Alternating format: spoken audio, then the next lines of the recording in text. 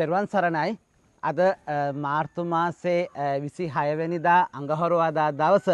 ඉතින් අද තියෙනවා බොහොම හොඳ කල්යාණ මිත්‍රයෙක්ගේ ජන්මදිනේ. ඒ තමයි දැනට ඇමරිකාවේ සේවයේ නියුතු අපේ චරිත් බණ්ඩාර කල්යාණ මිතුරගේ ජන්මදිනේ අදයි. ඉතින් අද දවසේ අපේ ආරණ්‍ය සේනාසනයේට සිව්පස දාණය බාර අරගෙන ඒ කටයුතු අද දවස් පුරාටම සිද්ධ වෙනවා. ඉතින් ඇත්තටම අපේ ජන්මදිනේ කියලා කියන්නේ අම්මගේ තාත්තගේ දවස. අම්මා ගොඩාක් දුක් විඳපු දවස. ඒ වගේම තාත්තා ලොකු අවදානමක් ගත්ත දවස. ඉතින් අපි පළමු කොට අපේ චරිත් සහෝදරයාගේ ආදරණීය අම්මයි තාත්තට අපි සෙත් පතනවා, දිගාසිරි පතනවා. අම්මයි තාත්තයි නිදුකෙන් නිරෝගීව බොහෝ කාලක් සුවසේ ජීවත් වේවා කියලා අපි අම්මයි තාත්තට ආශිර්වාද කරනවා, සෙත් පතනවා. ඉතින් ඇත්තටම අපේ චරිත් සහෝදරයා අපිට සම්බන්ධ වෙන්නේ අපේ දිල්නි නිමේෂ අක්කා සහ තරංග අයියා නිසා. ඉතින් ඇත්තටම දිල්නි අක්කා කියන්නේ තරංග අයියා කියන්නේත් බොහෝම හොඳ සත්පුරුෂ අපි ළඟින් ඇසුරු කරන කල්යාණ මිත්‍ර හොඳ දෙපළක්. ඉතින් ඇත්තටම මේ ලෝකේ අපේ බුදුරජාණන් දේශනා කරනවානේ මේ ශාසනයේම පවතින්නේ කල්යාණ මිත්‍ර ඇසුර නිසා කියලා. ඇත්තටම මේ ලෝකේ සත්පුරුෂ ඇසුර ලබන්න සංසාරේ අපේ ලොකු පිනක් තියෙන්න ඕනේ. ඇත්තටම බලන්නකෝ මේ ලෝකේ දැන් අපි මේ දවස්වල කතා කරනවා වෙඩි තැබීම් පාතාලේ. ඒ පාතාලට කොහෙන් හරි සම්බන්ධ වෙච්ච අය ඒගොල්ලෝ විසින්ම විනාශ වෙලා යනවා. බලන්න ඒ සත්පුරුෂයෙක් අසත්පුරුෂයෙක් ඇසුරු කරොත් ඒ අසත්පුරුෂයා නිසාම වෙනසීමක්මයි තියෙන්නේ. හැබැයි මුලදී අපිට පේන්නේ හරීම ලිංගතු හරීම යාළුව විදිහට. නමුත් අසත්පුරුෂයෙක් තමයි ඇසුරු කරලා අසත්පුරුෂයෙක්ගේ ඇසුර නම් ඒ ලැබිලා තියෙන්නේ. එයාට කවදාකවත් ගොඩේමක් නැහැ. ඒක මේ ලෝකයේ තියෙන සනාත ධර්මතාවයක්. ඉතින් ඇත්තටම අපේ අද චරිත් කල්යාණ මිතුරාගේ ජන්මදිනයේ වෙනුවෙන් ආරණ්‍ය සේනාසනයේට අද දවස පුරාම සිව්පස දාණය දායකත්වයේ බාරගත්තා. අද උදෑසන හීල් දාණය, දහවල් දාණය, ඒ වගේ හවස ගිලන්පස අෂ්ටපාන සම්බුද්ධ පූජාව, ඒ වගේම ස්වාමීන් වහන්සේලාට ආරණ්‍ය සේනාසනයේ බෙහෙත් වැඩින ස්වාමීන් වහන්සේලාට බෙහෙත් හේත්, ආරණ්‍ය සේනාසනයේ ලයිට් බිල්, වතුර බිල් සියලු දැන් සිව්පසය කියලා කිව්වහම දැන් අපි සියලුම දේවල් ඒ කියන්නේ දාණය, එතකොට චීවර, පිණ්ඩපාත, බෙහෙත් සියලුම නඩත්තු කටයුතු වෙන්නේ මේ සිව්පස දාණයේ දායකත්වයෙන්.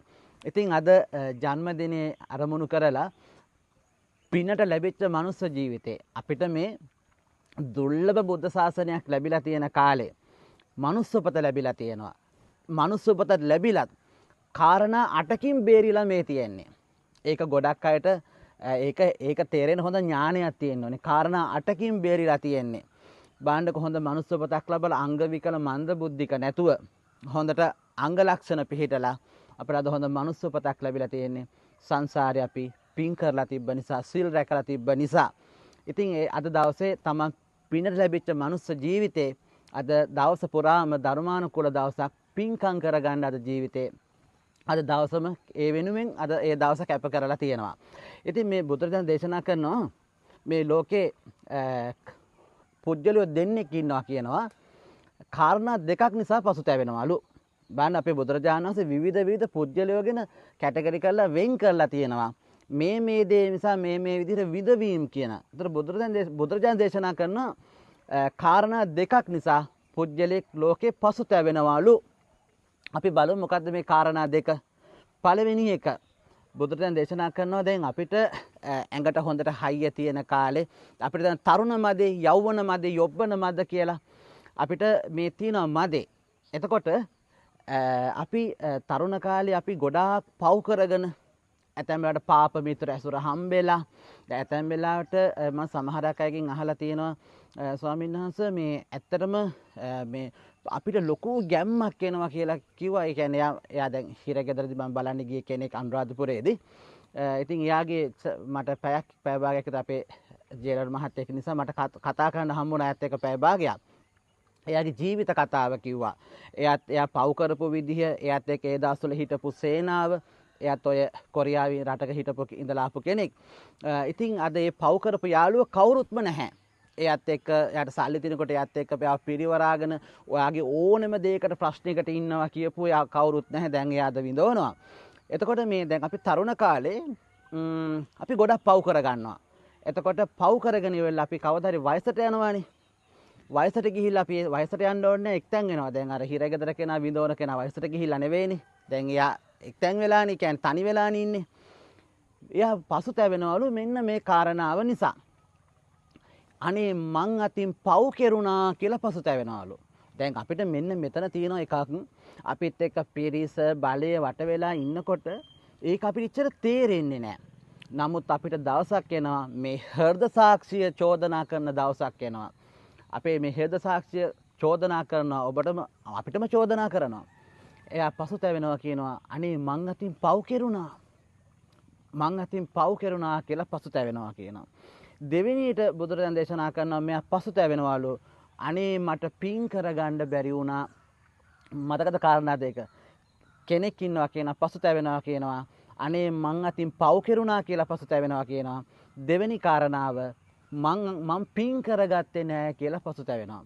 ඇත්තටම මේ මීට මාස කීපයකට දෙකක් වෙන්නේ නැති දෙකකුත් නැති තරම් ඒ බුදුරජාණන් වහන්සේගේ බුද්ධ වචනය මගේ ඇස් පන අපිට මට පුදුමාකාර විදිහට බුදුරජාණන්සේ ගැන ශ්‍රද්ධාවක් ඇති වුණා. ඒ මොහොතේ මම අපේ ගමට කිට්ටුව අපි පොඩි කාලේ ඒගොල්ලෝ ගමේ ගොඩාක් හරි අයියලා. ඒ කියන්නේ අපි පොඩි කාලේ කියන්නේ හරිම චණ්ඩි. ඉතින් මම මේ මෑතකදී අම්මා බලන්න ගිය වෙලේ මම පොඩ්ඩක් ගමේ තව අපේ අක්කා කෙනෙක් හිටියා. එයා බලන්න ගිහලා මම ඒ ගෙදරට ගොඩ වුණා. ඒ චණ්ඩි කියලා හිටපු කෙනා එයාගේ කොහොම හරි ඇක්සිඩන්ට් එකක් වෙලා දැන් එක්තැන් වෙලා ඉන්නේ. එයා මගේ අත අල්ලගෙන පැය ගාණක් කතා කරා අතීතයේ වෙච්ච දේවල්. ඔබ වහන්සේලා ඔබ වහන්සේ පින්වන්ත ඔබ වහන්සේ මේ ගමන තෝරගත්තා. මේක තමයි හරියම දේ අපිට දැන් තේරෙන්නේ. කියනවා මෙයා හාමුදුරුවනේ මං අතින් ගොඩාක් පව් කෙරුණා. මට ඒ කාලේ තේරුන්නේ නැහැ පව් කෙරුණා. පස්සේ එයා කියලා අවසානට කියලා හාමුදුරනේ මම මුකුත් කරගෙන නැහැනේ මං හිස් අතින් මට දැන් සල්ලි නැහැ. මං පින් කරගත්තේ නැහැ කියලා. ඉතින් මං එයාට දැන් කොහා පින් කරන්න සල්ලි ඒතර කමන්නේ වා මෛත්‍රී කරන්න මං ගොඩාක් කාරණා කිව්වා. මට ඒ වෙලේ මතක් වුණා අර මේක තියෙන අංගුත්තර නිකාය ඒකක නිපාතේ අර කාරණා දෙක බැගින් බුදුරජාණන් දේශනා කරන තැන මට මතක් වුණා අනේ බුදුරජාණන් වහන්සේ මේ පුජ්‍යලයා ගැන දේශනා කරා නේද? අන්න බලන්නකෝ. එයා අතින් පව් කෙරුණා කියලා පසුතැවෙනවා. දෙවෙනියට පසුතැවෙනවා අනේ මට පින් කරගන්න බැරි වුණා. දැන් අපිට ඔය තරුණ මැදින් මත් වෙලා ඉන්නකොට පින්කම් කරන දැකලා අනේ මොන පින්ද අපි පව් කරන්න එපා පින් කරන්න. ඔය මොනවද හාමුදුරු ස්වාමීන් වහන්සේලාට බැන පින්කම් කරන අය නිකන් අර පින්කම් කරන අය දකින්නේ නිකන් නෝන්ජල් විදිහට නිකන් අර අබ්බගාතයෝ විදිහට නිකන් පතෝල කරල් විදිහට තමයි පින්කම් කරන අය ඒ කාලෙට පේන්නේ. ඒක තමයි මෙන්න මේකට සාපය මොකද්ද? සාපය තමයි සත්පුරුෂ ඇසුර නැතිකම. අසත්පුරුෂයෝ කවදාක්වත් සත්පුරුෂයා කවදාක්වත් කෙනෙක්ව පවට පොළඹවන්නේ නැහැ. ඒකයි බුදුරජාණන් දේශනා කරේ සත්පුරුෂයා මොහොතක් ඇසුරු කරත් මහා ලාභයක් මහා සැපයක් මොහොතක් බලන්නකේ වචනේ මොහොතක්. ඒ වගේම බුදුරජාණන් දේශනා කරනවා අසත්පුරුෂයන් මොහොතක් ඇසුරු කරත් මහා විනාශයක්. ඒකට බුදුරජාණන් දේශනා කර පාප මිත්‍රය අපාය සහායකයා අයින් කරන්නේ කොහයට කකුල් දෙක ගාව සරපෙක් ඉන්නවා අපි එකපාරට දැක්කොත් අපි මොකද ශ්‍රේණික අපි අයින් වෙනවනේ. අන්න ඒ වගේ අයින් කරලා දාන්න කිව්වා. නමුත් අපිට බොහෝ දුරට අපිට අසත්පුරුෂයාගේ වචන වලට තමයි අපි ඇදිලා යන්නේ. අසත්පුරුෂයාගේ ස්වභාවයක් තියෙන අසත්පුරුෂයා තේරුම් ගන්න ලේසි. අසත්පුරුෂයා කිව්වොත් කියන්නේ තමන්ටත් අනුන්ටත් අයහපත් දෙයක්. හිතුවොත් හිතන්නේ තමන්ටත් අනුන්ටත් අයහපත් දෙයක්. අසත්පුරුෂයා කරොත් කරන්නේ විනාශයක්ම තමයි. හැබැයි සත්පුරුෂ ඇසුර ලැබිච්ච කෙනාට එයා සුගතිය යනවා. එයා ධර්ම අවබෝධය කරනවාමයි. ඉතින් හැබැයි මේ විඳවීම් දෙක පසුතැවීම් දෙක කාටද අදාළ? කාටද අයිති? අසත්පුරුෂ ඇසුර හම්බෙච්ච අයට. එතකොට මොකද අසත්පුරුෂයෙක් දැන් කොහොමත් අපේ හිත පවට කොහොමත් බරයිනේ. ස්වභාවයෙන්ම මානවයාගේ හිත පවට බරයි. දැන් අපි උපතින්ම හොඳ දේවල් කරනවා නම් උසාවි බුද්ධියංශ මේ මොකුත් ඕනේ නැහැ. ස්වභාවයෙන්ම අපේ හිත පවට බරයි. බුදුරජාණන් වහන්සේ කියන අපේ චිත්ත සංතානේ අපි ප්‍රිය දෙයට ඇලෙනවා, අපේ දෙයට ගැටෙනවා, ස්වභාවයෙන්ම අකුසලයට බරයි. හැබැයි අසත්පුරුෂයෙක් ඇසුරු කරොත් අපේ අර ගති ලක්ෂණ ඉක්මනින් දියුණු වෙන්න ඒක ලේසි. දැන් අපිට බාන්න බොරු කියන්න පුරුදු වෙන්න ඕනේ නැහනේ. ට්‍රේනින් එන්න ඕනේ නැහනේ. එතකොට අපිට ඉවසන්න, මෛත්‍රී කරන්න, සත්තු නොමර මරන්න ට්‍රේනින් වෙන්න ඕනේ නැහැ. ඒව අපේ ජාන වලින් එනවා. හැබැයි අපි බොරු නොකිය ඉන්න, පන්සිල් රකින්න පුහුණු වෙන්න ඕනේ. අපිට ලෝභය ඇති කරගන්න අමුතුවෙන් පුහුණු වෙන්න ඕනේ නැහැ. ලෝභය ශනික එනවා. හැබැයි අත්හැරලා දෙයක් දන් දෙන්න, පරිත්‍යාග කරන්න ඒකට පුහුණු වෙන්න ඕනේ. ඒ ඔක්කොමද ගුණධර්ම කවදාකවත් ඉබේව හැදෙන්නේ නැහැ. අගුණ ටික කොහොමද ඔටෝමැටිකලි හැදෙනවා. හැබැයි ගුණධර්ම පුහුණු කරන්න ඕනේ. ඒවා පුහුණු කරන්න ඕනේ. එතකොට බුදුරජාණන් දේශනා කරා ඔන්න බලන්න සත්පුරුෂ ඇසුර කියන්නේ ලාභයක්මයි. සැපයක්මයි. එතකොට ඔන්න පසුතැවීම් දෙක කාටද අයිති? පසුතැවීම් දෙක අයිති වෙන්නේ පව් කරපු කෙනාට සහ පින් කරගත්ත නැති කෙනාට. හැබැයි පින් කරගත්ත කෙනාට පසුතැවෙන්න දෙයක් නැහැ. එයා මොකද අපි වටා කවුරු හිටියත් අපිට තනියෙන් තමයි මේ ගමන යන්න වෙන්නේ. අපිත් එක්ක මොන විදිහට අපි සමහර අය කියන්නේ අපිත් එක්ක ඕන දෙයකට ඉන්නවා කිසි දෙයකට බය වෙන්න එපා. එතකොට අපිට ගැම්මට තව පව් කරන අය ඉන්නේ. ඔය මට බොන එහෙම කියලා තියෙන ඒ කාලේ අපි ගොඩාක් ඇඳුනා හාමුදුරුවනේ. අපි ඒ කාලේ පින් කරන්න සල්ලි තියද්දි අපි අනවශ්‍ය දේවල් වලට වියදම් කරා. ඒ පාප මිත්‍රයන්ගේ වචන අහලා අපි කොච්චර අපි තමයි ඉස්සලාම බොණ්ඩ වියදම් කරන්නේ. එහෙම අර අපිට එනවා ඥානීය හිතීමේ හැකියාන ඒලට එනවා 아무තු ගැම්මක්. හැබැයි අපි එකට පව් කරාට විපාක විඳවන්න වෙන්නේ තනියෙන්. එතකොට මේවා අසත්පුරුෂයෙක් ඇසුර කරොත් තියෙන විඳවීමයි. එතකොට හැබැයි ධර්මයේ හැසිරෙච්ච කෙනාට පින්කම් කරපු කෙනාට එයාටින් පව් කෙරුණා කියලා පසුතැවෙන්නෙත් නැහැ. එයාට පින්කම් කරගන්න බැරි වුණා කියලා පසුතැවෙන්නෙත් නැහැ. ඔන්න බුදුරජාණන් දේශනා කරා මේ ලෝකේ පුජ්‍යලේ කාරණා දෙකක් නිසා පසුතැවෙනවා කියලා. හැබැයි සත්පුරුෂ ඇසුර හම්බෙච්ච කෙනාට පසුතැවෙන්න ඉඩක් නැහැ. ඉතින් ඇත්තටම අද දවසේ මේ පින්කම කරා අර සිව්පස දායකත්වයේ දානේ දායකත්වයේ අරගෙන බොහෝම ශ්‍රද්ධාවෙන් ඒ කටයුතු කරා. තමන්ගේ ජන්මදිනයේ දවසේ කී දෙනාද තමන්ගේ අම්මයි තාත්තට ආශිර්වාදයක් වෙන්න. එතකොට අපි වෙනුවෙන් එදා අපි ඉපදිච්ච දවසේ කොච්චර ඉන්න වෛද්‍යවරු හෙදියෝ අපි ඒගොල්ලන්ට ආශිර්වාද කරන්න ඕනේ. අම්මවයි දරුවයි බේරගත්තයි ගොඩක් අයටව මතක නැහැනේ.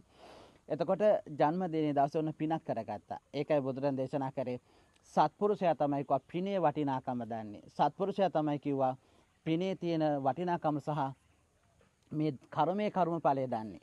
ඉතින් ඒකට බුදුන්ගේ මග වියදම් හොයාගන්න කියලා. ඉතින් ඇත්තටම අපේ දිලණි අක්කා තරංග අයියා කියන්නේ ඉතින් බොහොම හොඳ සත්පුරුෂ පවුලක්. බොහොම සත්පුරුෂ පවුලක් සහ ශාසන නෑකම් කියන අපිත් එක්ක නිරන්තරයෙන් අපේ සෑම පින්කමකටම සම්බන්ධ වෙන දෙපළක්. ඉතින් අද දවසේ අපි ආශිර්වාද කරනවා අපේ චරිත් බණ්ඩාර කල්යාණ මිතුරට සුබම සුබ ජන්මදිනයක් වේවා කියලා අපි ආශිර්වාද කරනවා සෙත් පතනවා. ඉතින් අම්මා තාත්තා දාලා ගිහිල්ලා දුර රටකට ගිහිල්ලා දුක් මහන්සියෙන් හම්බ කරලා තමන්ගේ දේ කටයුතු කරන අතරේ ධනට පිනටත් වියදම් කරගෙන ජීවිතේ මෙලවත් පරලොවත් සාර්ථක කරගන්න පුජ්‍යලෙක්. ඉතින් චරිත් ඔයාට සුබ ජන්මදිනයක් වේවා කියලා ආශිර්වාද කරනවා. ඔයාට රුවන්වැලි මහා සෑය අනුභව බලයෙන් විජයශ්‍රී බෝධින් වහන්සේගේ අනුභව බලයෙන් සෙතක් යහපතක් වේවා කියලා ආශිර්වාද කරනවා. කායික සුවපත් වේවා, මානසික සුවපත් වේවා. තවත් ඔයාගේ හීන ප්‍රාර්ථනා ඉෂ්ට කරගන්න. ඔයාට සේම මේ කටයුතු කරගන්න ලැබේවා කියලා ආශිර්වාද කරනවා. ඒ වගේම චරිත් සහෝදරයාගේ අම්මයි තාත්තට සහෝදරයන්ටත් හැම දිනාටම සෙතක් යහපතක් වේවා කියලා ආශිර්වාද කරනවා. ඒ වගේම අපේ දිල්නි නිමේෂක් කරත් තරංග අයියටත් දරු දෙදෙනාටත් අපි ආශිර්වාද කරනවා සෙත් පතනවා. එහෙනම් මේ දුර්ලභ බුද්ධ ශාසනයක් ලැබිලා තියෙන වෙලේ ඔබට මටත් මනුස්ස උපත ලැබිලා තියෙනවා. අප්‍රමාදී නොවි මේ ධර්මයට මේ මනස පුහුණු කරගෙන අපිට පුළුවන් විදිහට මග වියදම් හොයාගෙන නිවන් දකිනකන් අපි ඉපදෙනවා. ඒ ඉපදෙනකොට අසරණ නොවි මේ සසරේ යන්න නම් අපිට පින අවශ්‍යයි. ඒකයි බුදුරජාණන් දේශනා කරේ පිනට බය වෙන්න එපා, පිනට ආශා කරන්න. ඉතින් අපේ චරිත් සහෝදරයාට අපි සෙත් පතනවා ආශිර්වාද කරනවා. සුබම සුබ ජන්මදිනයක් වේවා. සියලු ප්‍රාර්ථනා සඵල වේවා. සෙතක් වේවා. යහපතක් වේවා. තෙරුවන් සරණයි.